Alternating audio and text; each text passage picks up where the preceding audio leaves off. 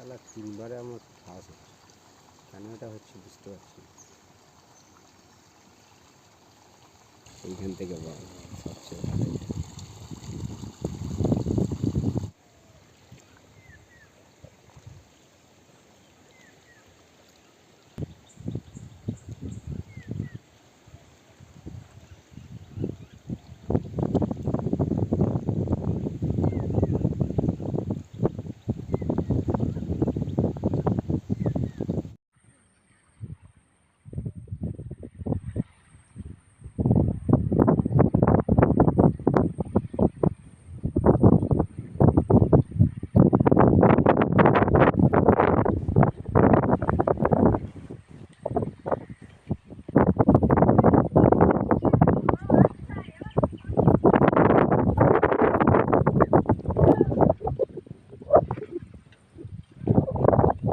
এলাকার পরিস্থিতি খুব খারাপ, সবাই দেখতে পাচ্ছি যে এই রাস্তাঘাট আমাদের নাই।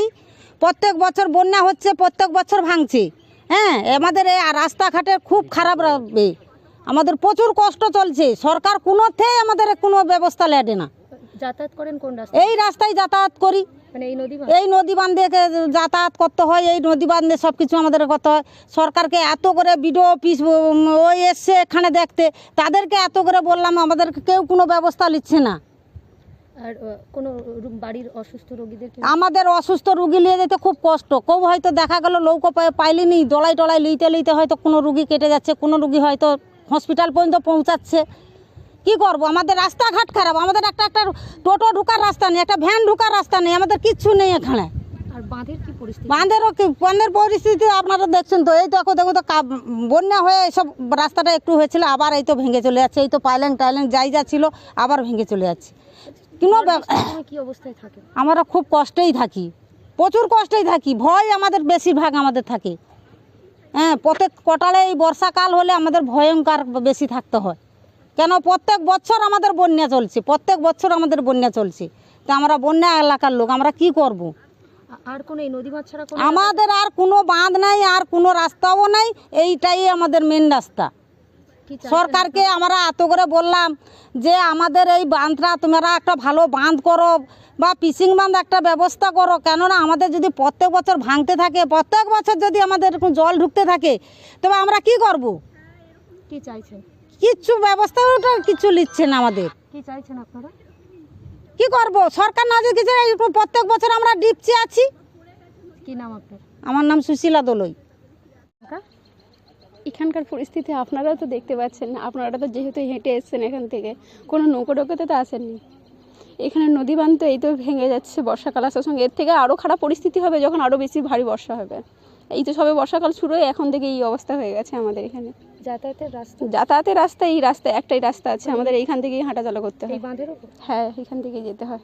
গোটা গ্রামে আর কোনো রাস্তা নেই? না, গোটা গ্রামে আর একটা রাস্তা আছে ওই পাশে, কিন্তু ওই রাস্তা অত্যাধিক গাছপালার জন্য ওইখানে কেউ যেতে, মানে ওই রাস্তা থেকে যাতায়াত হয় না, যেহেতু এইখান থেকে যাতায়াত হয়। ইতিমধ্যে ঈশ্বরীপুর এলাকায় এই উন্নয়নের যুগে দেখা যাচ্ছে নদী বাঁধ ছাড়া তাদের চলাচলের রাস্তা যথেচ্ছ কাদা। আপনি কি বলবেন?